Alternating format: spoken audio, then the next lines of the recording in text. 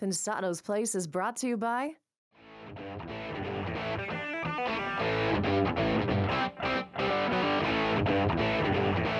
We got a special all Q&A show. The Grammy U folks are live in the audience. Are you here? You're at the place. It's Pensado's Place.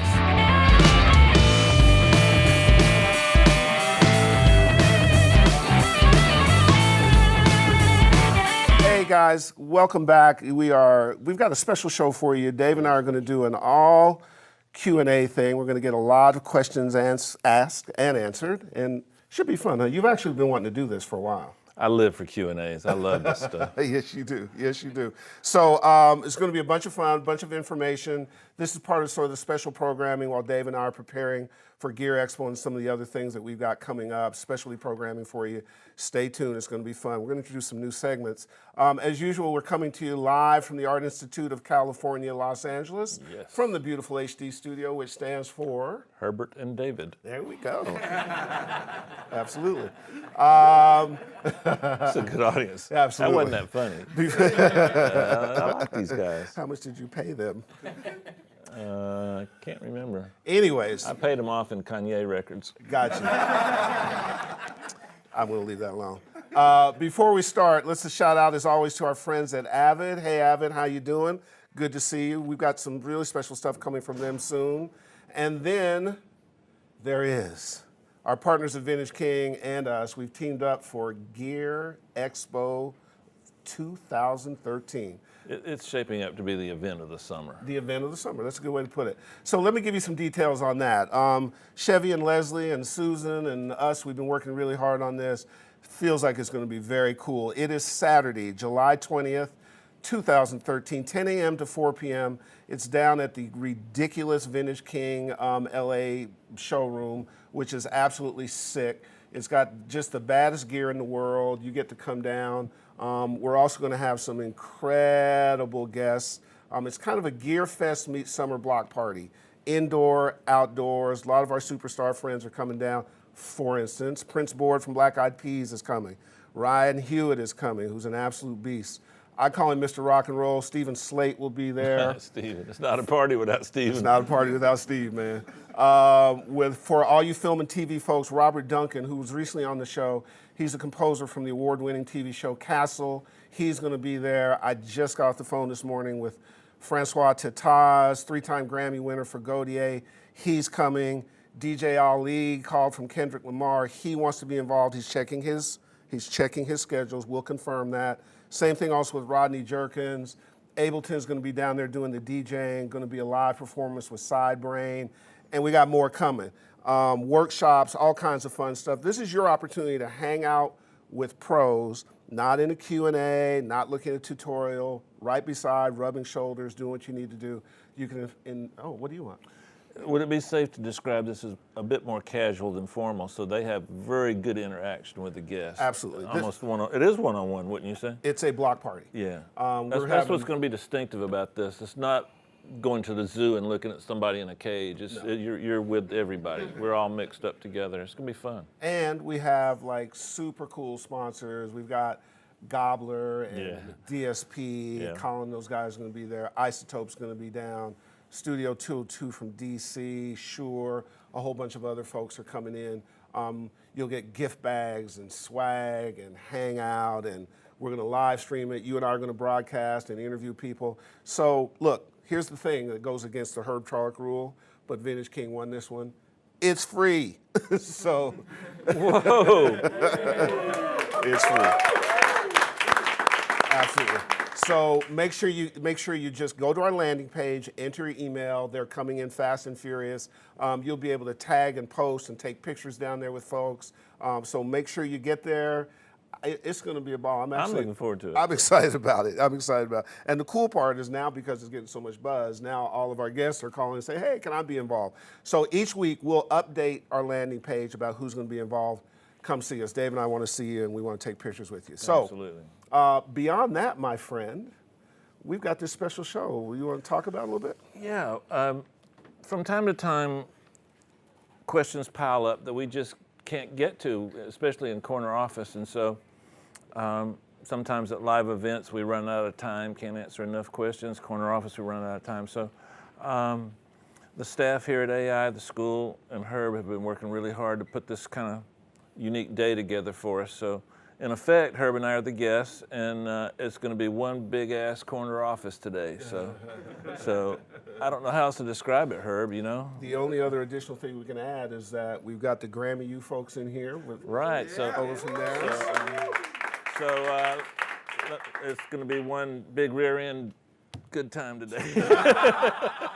Well, why don't you ask for the first question, Mr. Rear End? Well, before we get to the questions, they're setting that up. Before we get to the questions, man, you've been working so hard on so many different initiatives. I mean, on camera, I just want to say thanks for all the hard work, because these cats are the beneficiary, and I think sometimes I'm too much the face of this enterprise, but this thing wouldn't exist without this guy right here. So. Well, and if the first question is, why does Herb do so much? Changor, take it away. Whoever's taking, who's answering the question? The question's coming over here. Right. Good to see you. Ask How you guys doing? Good. Question for Herb. The entertainment industry is a people-driven business. Is a verbal agreement to work on a project okay, or should it be in handwriting? That's a really good question. So I'm going to tell you some things that probably go against conventional wisdom. A lot of sort of senior managers in the business, oftentimes their relationships with their clients, they don't have agreements. Agreements define, most do, but sometimes you don't, because agreements define how you break up, not how you stay together. It's kind of like a prenup. And I mean, that's just the truth. So what you have to do first is make sure your relationship with whoever you're working with is solid. It's just like dating somebody. If it's not solid, it doesn't matter what the agreement is. Now, I'm not saying don't go without exposure. So there's a time for an agreement, and there's a time for human connection first. If the human connection is solid, the agreement is easy. If you go agreement first and disagree, sometimes it'll tear apart before you ever get going. So you just kind of have to measure it. You have to know people. You have to use your instincts. Hey, Does that help? Would it be safe to say, because I learned this from you, the main thing agreements do on any level is just help people clarify their thoughts, because everybody going into an agreement thinks it's one way, and it's usually not that way to the other party. So it gives you an opportunity to see if everybody's on the same page. Yeah, I agree. It's like a roadmap. The only thing about a roadmap is if you've got a roadmap and you're going down the road and a tornado comes, that changes your plan. So sometimes conditions can happen that change the roadmap. It's about you creating a solid relationship first. Not for nothing, because we're on camera, I think it's fairly clear to say we have a very cool relationship. So whatever the paper is going to be, it defines how we care about each other more than how we're going to oppose each other. I have our agreement right here. Next question. Thanks, man. Hi, Herb. Hey. What's the first step for singers and songwriters to make money in the music industry? Well, I think the first step is to treat your talent and your skill like it is indeed a business. One of my pet peeves is when songwriters just leave a CD or an iPod lying around with all their songs. That shows that they don't have the respect for their talent, because what they're leaving around is potential $1 million just sitting right there. So that's the very first thing. The second thing is probably just like any other profession, and Herb, please jump in. I'm not a big believer in reinventing the wheel. I'm a big believer in studying successful people to learn how to be successful. Now, that doesn't have to be other songwriters. You can study Jay-Z, you can study Donald Trump, but successful people all do certain things that I just never had the patience to do. So I hired Herb, but not everybody can. Well, I didn't hire Herb, I partnered up with Herb, but not everyone can do that. So classic Harvard Business Review rules apply, and then treat it like a profession. Diane Warren has a schedule. She writes every day. Paul Simon, some of these cats that have been around a while, the reason they're still around is because they treat it like a profession, a real business. They structure it. Then there's all sorts of organizations. CSAC is one we happen to like. They're real good with writers. The internet is great. Pensado's place is a good starting spot. You can get inspired by guys like Jacob Luttrell and some of the other writers we've had on the show. So the internet makes it really easy these days. not easy, easier. But the main thing is it's a business. Yeah, I mean, I would add only this. Most of the things you do in your life, you're probably going to do well if you add some strategy to it, some pre-thought, some planning to it. And if you make this profession sort of accidental, or you're just so cool you're going to be discovered, or you got tools on the internet, you're going to be there 10 years later going, what happened? It's like Dave said, it's people who take it as a business. You're trying to figure out how to carve yourself out. You're trying to be honest about your talent. You might think you're a great singer, so let me just give you a quick piece of advice. Do not play your songs for family and friends. They love you. They're going to say yes. You want to play it for enemies, people who don't care. You want unexpurgated truth. The internet makes it easier, but it's much bigger.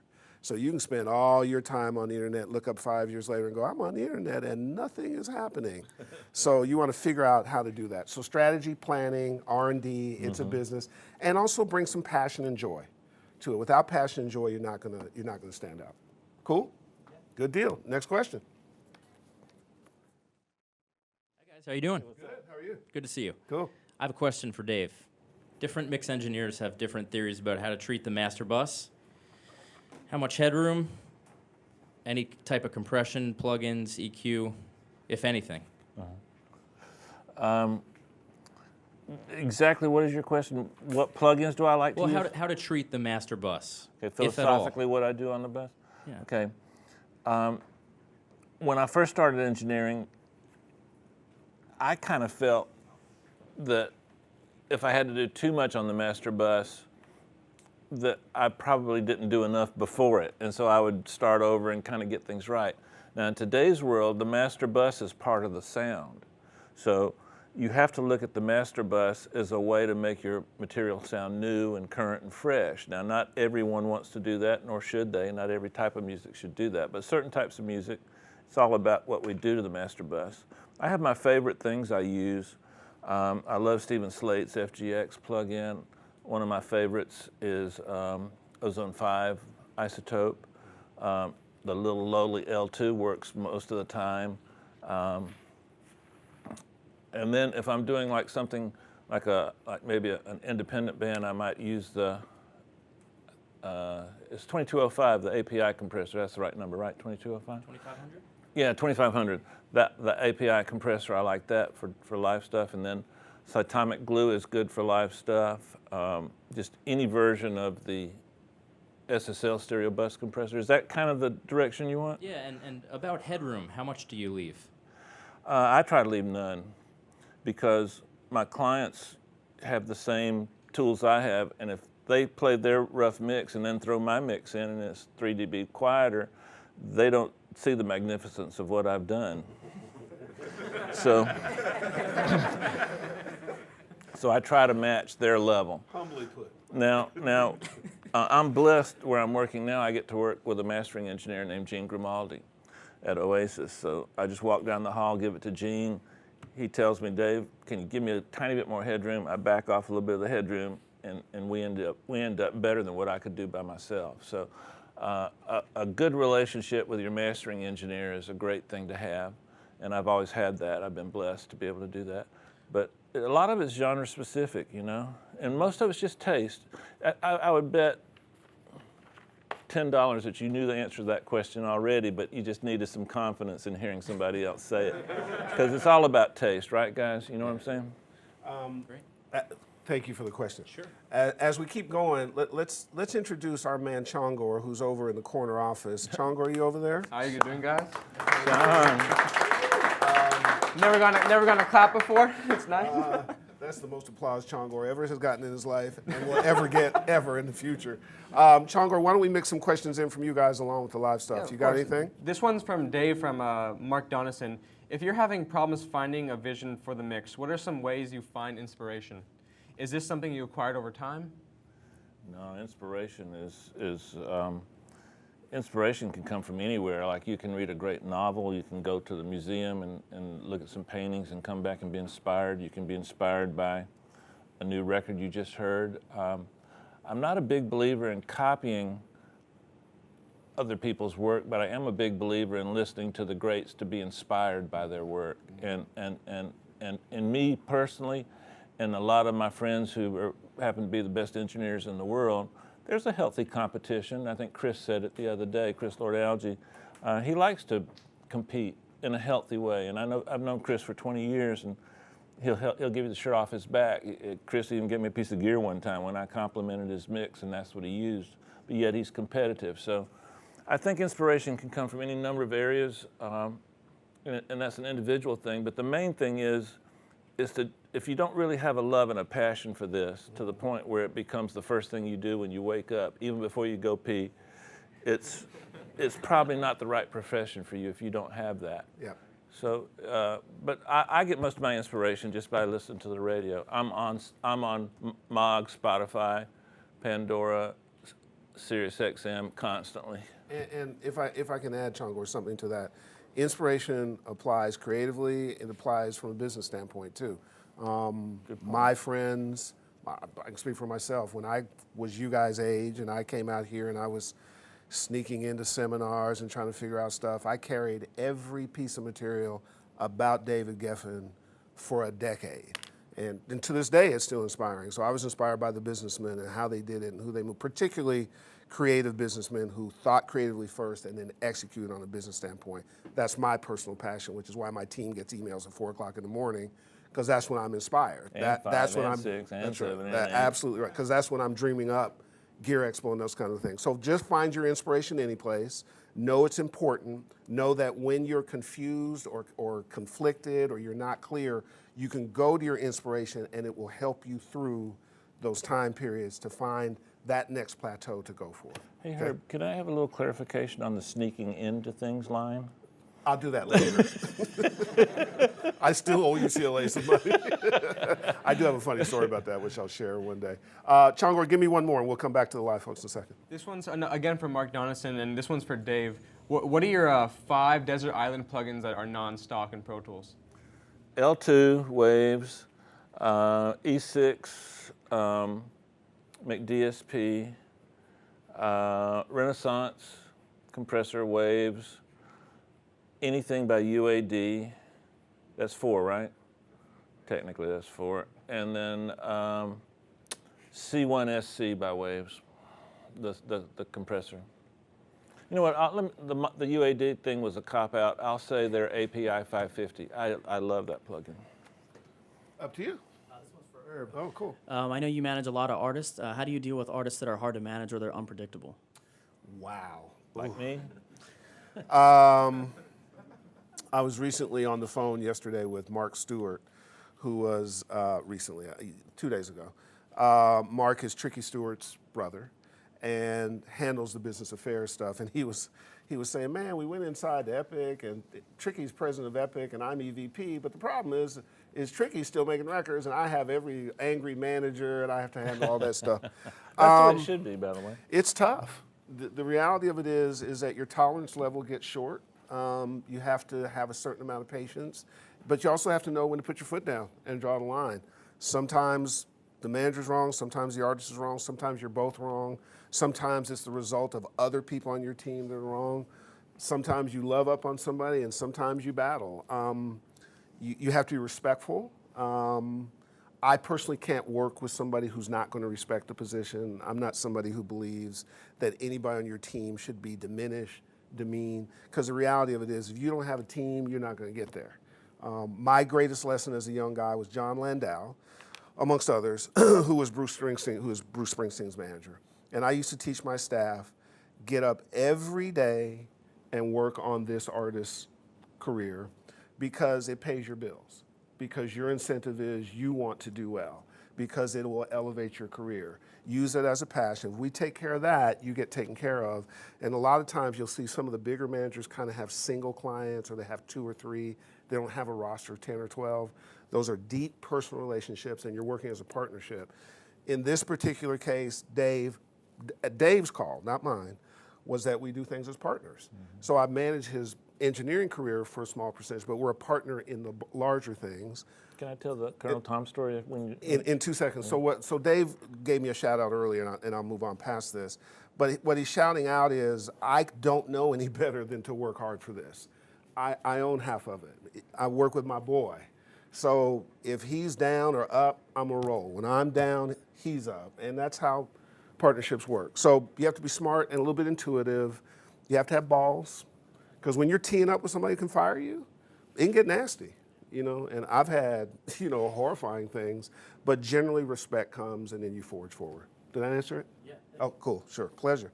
Next up, my man. Thank you very much for having us. It's great to be here in front of legends. Cool. Definitely, I have a question for both of you guys. So, in dealing with this modern age, we also find ourselves like balancing between so many different things. And so, how do you, like with this Pensado's Place and all the things that you've accomplished thus far, how do you juggle between the creative, the technical, and the business? Because it's all at one time. It seems like it comes at you from all angles. So, how do you deal with that? Great question. Well, first of all, excellent question. Much better than the question you asked me earlier. I got you. You know what, guys? Seriously, I think one of the things, not just me, because I'd rather have a broader statistical group to choose from to give you a great answer, but most people I know that are successful are very single focused. And for our profession in particular, I love the process of making music, and so if I play it, I'm happy. If I engineer it, I'm happy. If I'm performing in front of a crowd, I'm happy. At this part of my life, I'm happy mixing and engineering records. And when I wake up in the morning, that's the first thought in my mind is the last thought I went to sleep. And it's just sometimes, like Herb said earlier, that 6 or 7 hours in between those, the last thought of the night and the first thought of the morning is too long. I want to get up earlier and get back to work. So passion is what helps you decide where to put your priorities. And then I'm not good at a lot of things. I'm really good at mixing records, but life sometimes confuses me. So Herb picks up a lot of pieces, and it's not fair to him because that's not his job with me, but because he cares for me and loves me, he does it. So I've got him in my life. I've got my wife. I've got people that really help me out. I've always had great assistants who treat me like way better than they should. So, like Herb said, it's about focus, I think, initially, and then a support staff.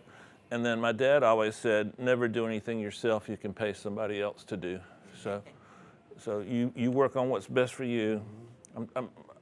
We got to shorten these answers. You guys got to ask shorter questions. So I can give shorter answers.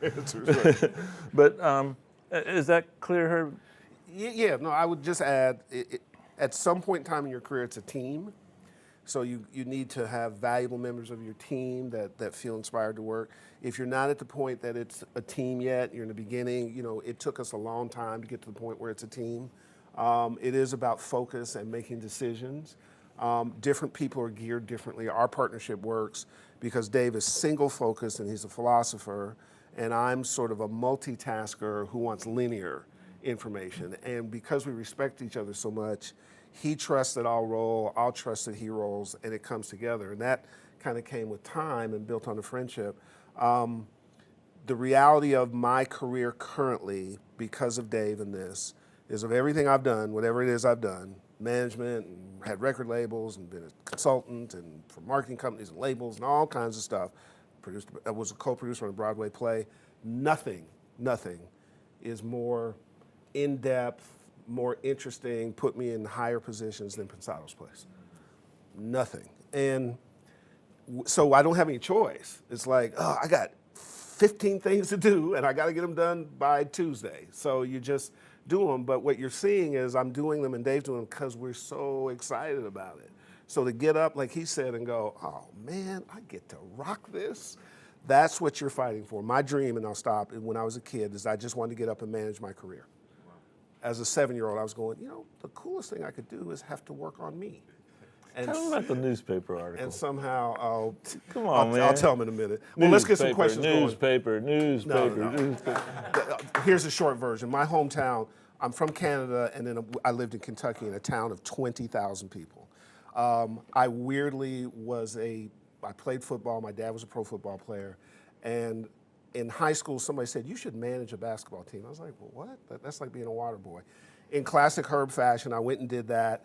And at the end of 4 years, I had 7 scholarship offers as a manager to go to college because I kind of got a chance to do it my way.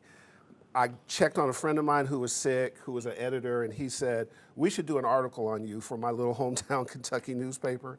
They ran a full page above the fold, you know, hometown boy makes good, and pictures of me and Michael Jordan and Clinton. What was it your coach said about My your coach management is like, skill? I love that boy. He was like a coach. He wasn't like a manager. And so now I've got to go back to my reunion like on a prom float and just, you know, wave hands and stuff like that. So that's what that story is. You Next redesigned question. Thanks, the uniforms, everything. Yeah, I mean, you know, we had traveling gear. We had all kinds of, I ran warm-ups and did tricks with balls. You know, I don't know how to do it little. I don't know how to do it little. Sorry, go ahead. How's it going? Good, man. Good to see you. My question is, I've learned Pro Tools to record and mix music. How do I get my career off the ground?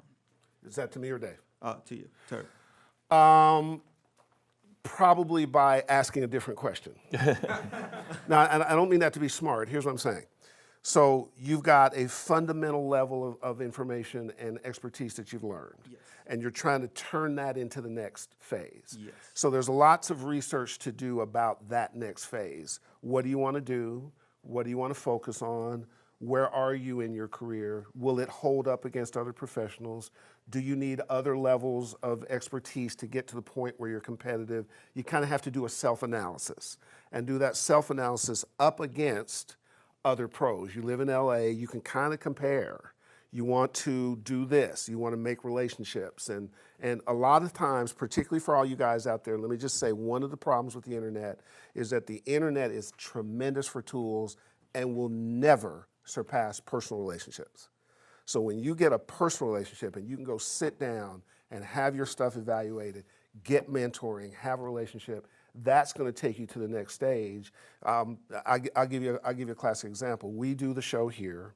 We have these great students who do the show, and we have several students every quarter who stand out.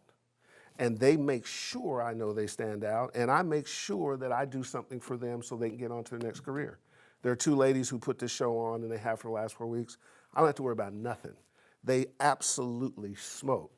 So if they call me and they want some help, done. And there's more than just those 2 ladies, I must say. So look at where you are, analyze the next step, and then weigh that against professionals and relationships. And somebody's going to tell you, you'll be there when you go do this. And that's how you learn. And by the way, that's how everybody learns it.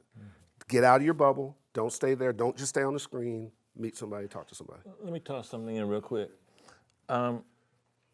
If you're not making any money at engineering right now, that means you're getting paid what you're worth.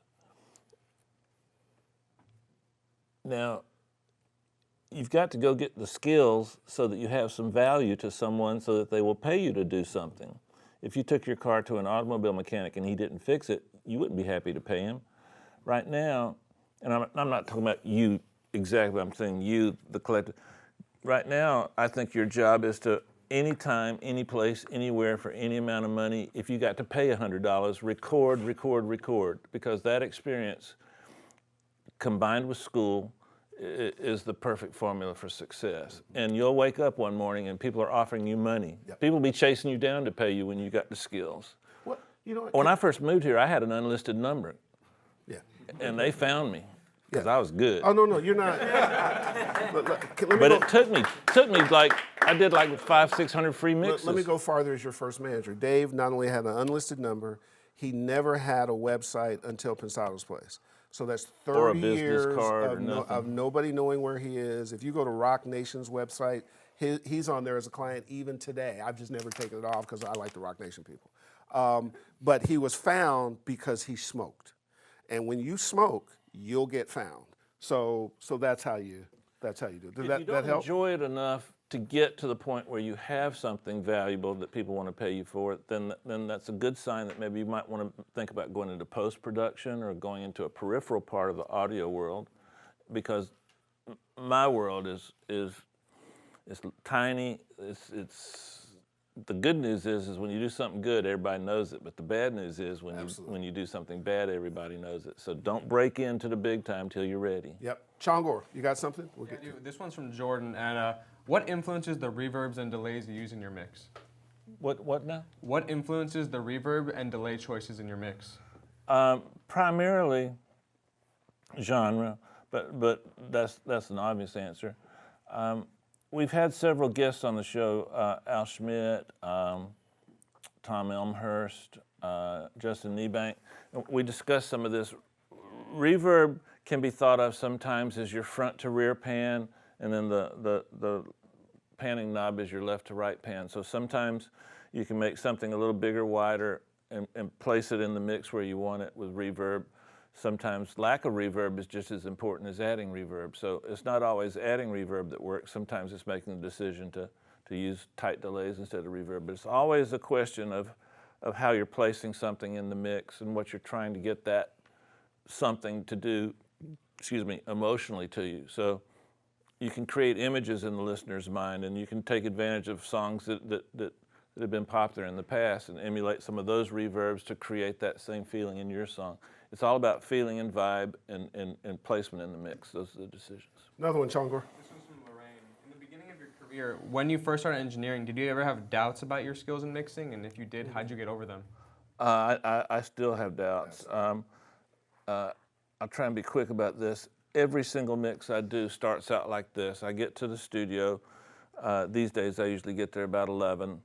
And from 11 to about 1 o'clock, I think I'm the best engineer on earth. Nobody can touch me. I'm arrogant. My assistants just can't put up with me. Right around 1 o'clock, I'm thinking, well, I'm not really that good, but I'm pretty good. By 6 o'clock, the song is 80% done. I'm on the phone with Herb.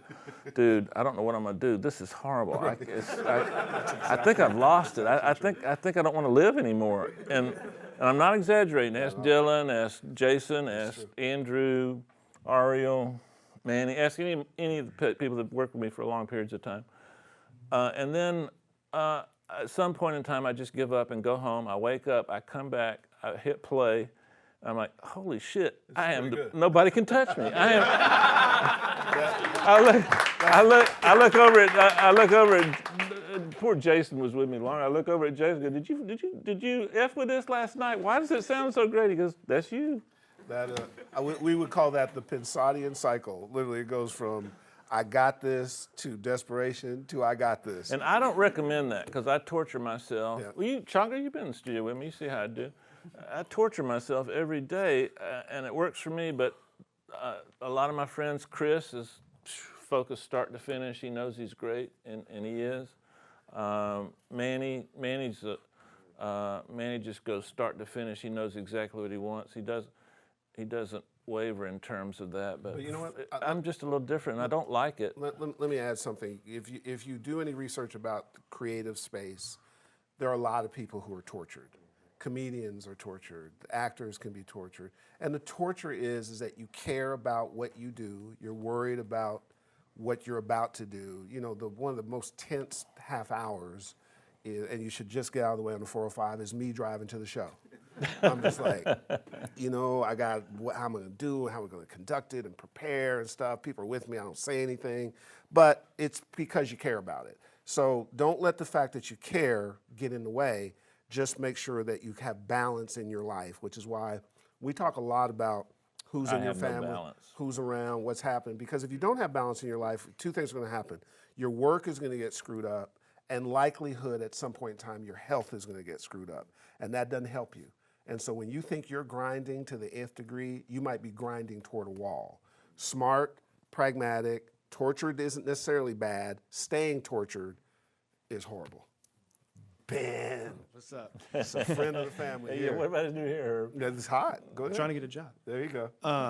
So, Dave, in the mixing stage, how do you deal with conflicting critiques from the band, the producer, and the label? Well, the smart-ass answer is whoever pays the bill gets whatever they want. I try to, first of all, let me clarify what my position in the mix process is. I'm about the lowest guy on the food chain. I put the artist first, then I put the producer second, then any record executive, particularly A&R people. Now, some A&R people I put ahead of the artist. Like anytime I work with Ron Fair, he goes kind of above the artist automatically. And then I'm last. And so I try to make everyone focus on what the vision for that song was, because every song has a vision, and all our jobs and everybody in the room wants a great song. There's no record executive that's in there rooting for a bad song. There's no artist or producer. We all have the same goal, so it's just focusing on the things that we all share in common and try to deflect the attention away from things that aren't implementing that goal. Like every once in a while, a promotion man will come to the session, and I tend to not listen to them at all. Because they're concerned about what's currently on the radio. They're concerned about the things that they're concerned about. And without a great promotion man, we ain't got no business. They're the heart and soul of the business. But in the creative process, I put the artist first, and sometimes I have to remind the artist that the song is telling us what to do, and you're kind of pushing it away from where it wants to go. But I rarely ever see an artist that doesn't have a clear vision. Even when Christina was 14, she had a clear vision of what she wanted, and every artist I've ever worked with is like that. Beyonce. You know, can I add to that? Yeah. Let me just add the manager's perspective. Our friend Maureen Droney is in the audience, and together we're collaborating on our book. We had this discussion Saturday. From a manager's perspective, the reality, from my perspective, I should say, I think mix engineers are the last intersection before commerce. And the psychological aspect of what they do in that room, along with the technical aspects, have been undiscovered and unexplored, and might be the reason why Pensado's Place is successful. They do the best do a brilliant balancing job. So if you're sitting in there and you've got hardcore artist, hardcore record president, hardcore A&R person, hardcore manager, hardcore whomever, all pulling at you, and you have to mix the record, and you have to if you don't get it right, it doesn't sell. There's a psychological balancing job in there that only the best can do. And one of the keys to Dave's success is that in his salon, we would go and get comfortable and hear the philosophy and talk it over. And by the time all that morphed, Dave is a master at making sure everybody gets what they want.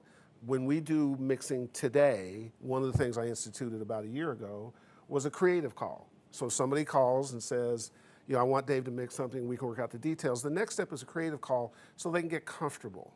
And then that makes so much of the process easier for Dave because everybody's on the same page. Mm-hmm. And we've started that psychological part of handling somebody and they know that they've got an ally in getting there. So the more it's opened up, the more you have to know what to do with that space. Cool? It's rare that I don't know what's right for the song. Probably the biggest name in the music industry, one time we were mixing a song that ended up selling about 12 million copies. He looked over at me and he goes, I like it, don't I? I was like, of course you like it. I did it. It's great. And I felt that I was shocked. Of course you like it. Why wouldn't you? All right, that happens. Go ahead. I got a question for both Dave and Herb. Once you find your value, what percentage does a mix engineer or a manager earn? Is it something that you set yourself, or is it something that's negotiated? Good question. Want me to answer it? Yeah, I'll toss in something afterwards. The conventional relationships generally around management are generally around 15%. When I came up, it was a 20% day, and that had a lot to do with how involved you were. Our relationship follows the older pattern because I have a pretty heavy hand in what we're doing. I think my job is to make Dave's job easy. So he doesn't have to think about that stuff. He needs to get files, feel good about it, love where he works, bring his swagger to the thing and do his thing, and let me have the rest. And whether it's problems or dealing with clients, let me handle all that. So somewhere in there is a conventional management relationship.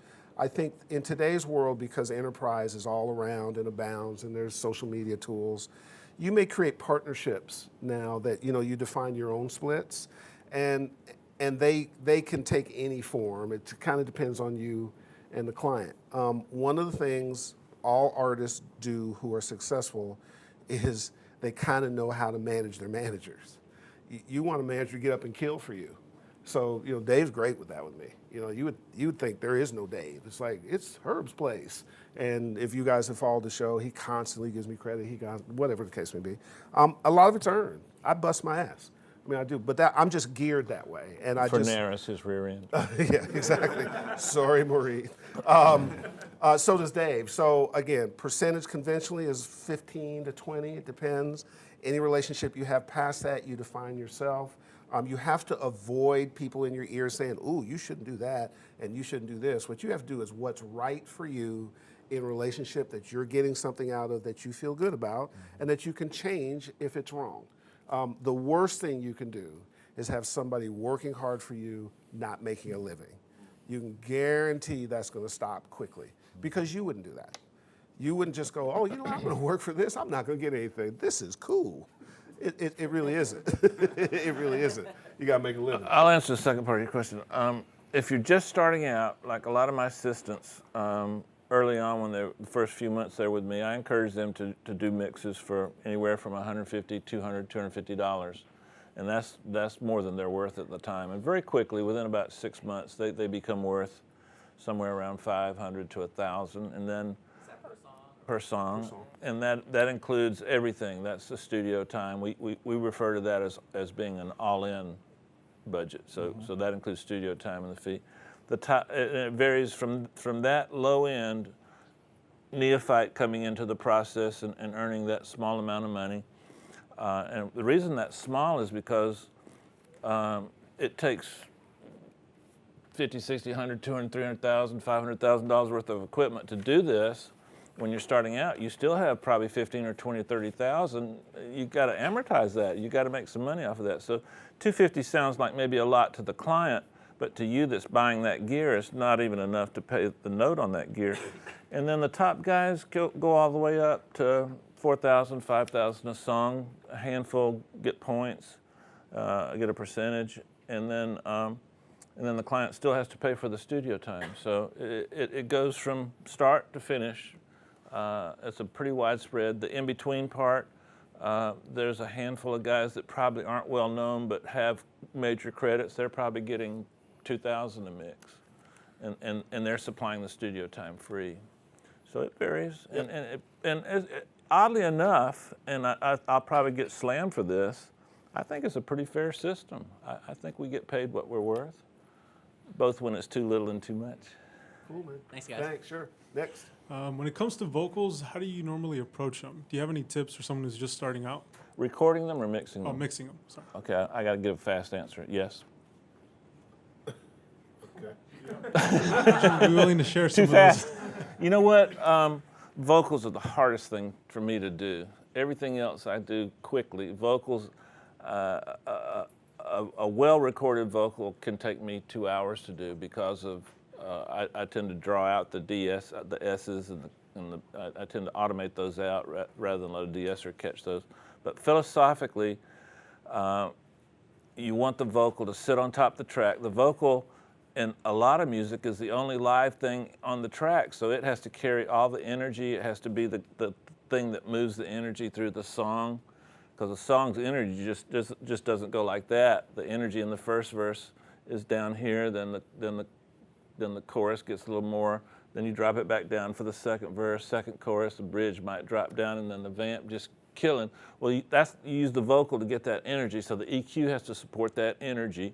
So you might use a little more 1K to 2K than you might normally use. You got the S's are where the class is, like women, like female singers. You might manipulate the S's a little more. On a rap, you would probably want consonants like those kind of things to kind of be more. And rap is a great learning tool to learn how to do vocals, because I would say without good vocals, it's not a rap. I mean, you know what I'm saying? It's what we're selling here is groove and hooks. So to keep the answer as short as possible, it's about creating a sound and effects for the vocal that allow the song to come through. Million examples. Listen to the top guys, and you'll notice they all use different frequencies to do that. Serban uses a little lower frequency than, say, Manny. Manny manipulates the high end and tucks it in a little bit more. Jason is probably the best at effects. Maserati, you never have to hunt for a vocal with Tony, and the energy is just always right there in your face. So there's multiple ways to do it, but at the end, it's all about enhancing the experience of listening to the song. Next up. Thanks. This question's for you, Herb. Okay. Usually engineers don't have managers. So how would young engineers such as ourselves learn the business side of recording? It's a great question. First of all, there's a lot of tools. There's a lot of research tools out there. There's books and other kinds of things that you can get a working knowledge. You can go to the web and get working knowledge. I learned a lot in the earlier days by going to different extension courses at different schools. UCLA was one I went to a lot, and I could go get a specific amount of information, but I didn't have to enroll, and I didn't have to write that big check. It was just, you have to be thirsty. So I think you can derive the information from a number of places, and then what will happen is, after a while, you'll start to see a pattern between what's useful for you and what is peripheral information that you don't need. It's a great question in that if you do that, you'll make better business decisions earlier, and you'll probably move farther without having to have somebody who's a percentage participant with you till it's time to have that. So you can really manage, you can sort of manage yourself along the way. The other thing that will happen is because you have the information, when you're dealing with a pro, let's say we ran into each other and you had done your research, you would stand out to me because you were ahead of the curve in terms of information. I would remember you. I would probably want to refer you or mention it to somebody else or so on and so forth. Dave just brought on an assistant probably 2 months ago, a guy named Cole, straight out of the Musicians Institute and so on and so forth. And he just impresses us to death. He's up to date, he's mature, smart about stuff, he cares, so he had done his work. So gather your information, see where you fit in it, see how much more you need to know, and then you'll start to meet people who will become hopefully mentors. Mentoring in this business is a big deal. Look for it, find it, spend time. That's where you'll go at crunch time to learn and so on and so forth. Does that help? Yeah. Let me ask you a question. Are you currently in a school? Yeah, I go to this school. Okay. Cool.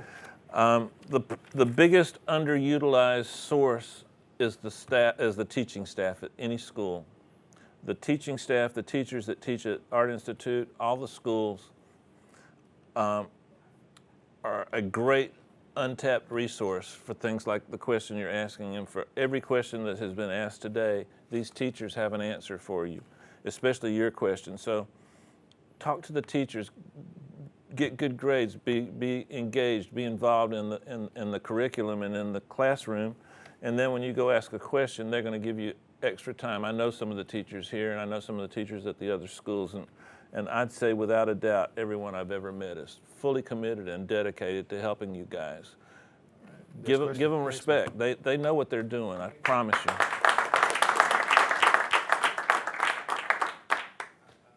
Questions for Herb. Okay. As going for creating a contract, how much input do you have in actually creating that? That's kind of a two-part question. Ask it again. In terms of creating a contract with the client, how much input do you have in the terms within the contract? Yeah. A fair amount. And here's the determination I have to make each and every time. If we have an agreement that we need to pull together, that means Dave and I have an expense. And so before I bring in lawyers and so on and so forth, I need to see how much I can get done, which saves us money, because after a while you learn a lot of it. And there are certain agreements that I'll call Dave and say we've got worked out and we've figured it out. We didn't have to bring an attorney. And we just signed an agreement for his new room between me dealing with their attorney and then turning it over to Dave so Dave could look at it. We felt comfortable enough to sign that and not pay an attorney. We just signed a book deal, which we did on air. We had lawyers who had to go through that. And if I told you the amount of the advance that we got to Dave and I's pocket as opposed to went to the lawyer, it's pretty shocking. But that was a very specific thing where it needed to have the right covenants and stuff in there. So I'm always somebody who's in the process pretty heavily, but I know when to back out and make sure legal folks sign it off. You just have to be able to pay for them. Can I ask a second Sure, question? sure. What specific questions should you ask a lawyer? Depends on what your agreement's about. So I mean, off camera, so we can get to some other stuff. Come up to me, and so if it's an agreement about a manager, that's different than if it's points on a record. So there's different. Every situation has different kinds of questions. There's not kind of blanket for anything. Does that help? Yeah, that's right. Sure, man. Yeah, Pop on I'll up. toss in. There's probably 30 or 40 records in my career that I hired an attorney to negotiate the points contract, and I ended up losing money on every one of those. Yeah, I call points on records moot points. There's just that's a whole other thing. Okay, for Dave, my question is with your mass record of different genres that you've mixed, how do you approach mixes in certain genres? Say, for instance, rock as opposed to rap. Let's deconstruct the question.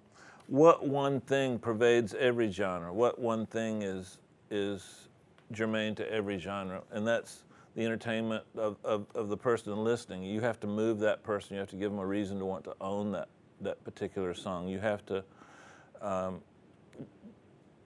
We don't create anything as mixers, but we enhance somebody else's creation. There was an old commercial that said that. So I listen to so much music, I kind of know what it should be, but if I get a song and I'm not sure, I just follow the energy and make sure that the elements that caught my attention. I'm attracted to shiny things, so the metaphorical shiny things in the song attract my attention, and if I like it, I turn it up. If I don't like it, I mute it or toss it out. That's kind of the basics. So I try to. I'll give you an example. In a country song, the lyrics are more important than, say, a heavy metal song. Now, in a rap song, it could be argued that's the most important use of lyrics in any kind of music. So you might use less effects on a rap song rapper because you want those vocals to be just right in your face and et cetera, et cetera. So it works out. It's pretty easy once you get into it. I'm not special in any way. I just listen to a lot of music and love it. And so I just know what moves me about the songs I like and just try and get that to come out the speakers. Shangor, give us one last question. This is a really good one from Lorraine. What is your advice to women who want to work in the engineering world with men, amongst men? You want to do that, Dave? Yeah. There's some great ones. There's some, and we've had a lot of the great ones on the show. Yep. And if you study Marcella, then you study Leslie Ann Jones. They're very different approaches. Mm-hmm. There's some great role models for women, and I have yet to meet a male engineer that didn't welcome and encourage women in the profession. It's not like being a chef 20 years ago, where if you were a woman, you were looked down on. As a woman, you come in, you do your job, you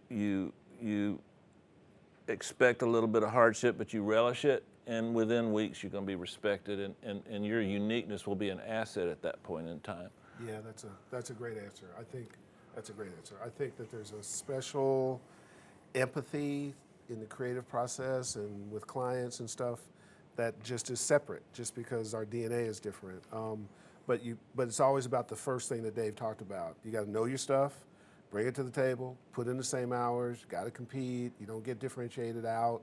And then once you're good, and you get the same respect. It's an enormous focus for us from the show from the very beginning, because that should just be elevated and pointed out. There's really talented people.